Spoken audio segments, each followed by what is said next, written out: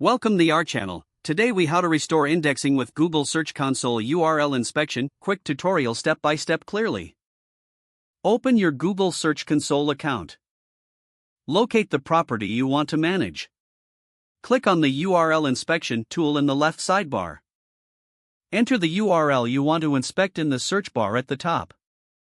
Press the Enter key to initiate the inspection. Wait for the inspection results to load. Check the current index status of the URL. If the URL is not indexed, locate the Request Indexing button. Click on the Request Indexing button.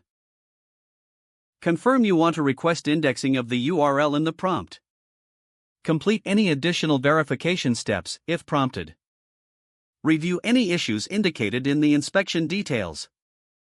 Address any potential issues, such as broken links or robot.txt blocks.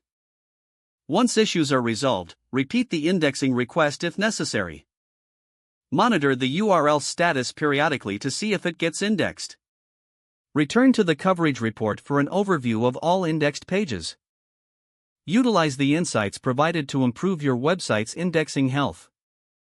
If the page does not load, refresh the browser or try again in a private or incognito window. Make sure you are using the correct email address, then retype it carefully to avoid small typos. If your password is not accepted, use the reset option and create a new strong password you can remember.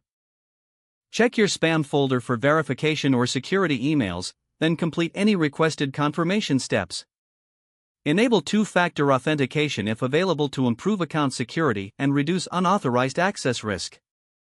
After signing in, review your profile details so your contact information and settings are accurate and current.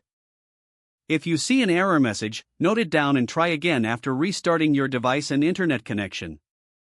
Log out when you finish, especially on shared devices, to keep your account and payment information secure. If the page does not load, refresh the browser or try again in a private or incognito window.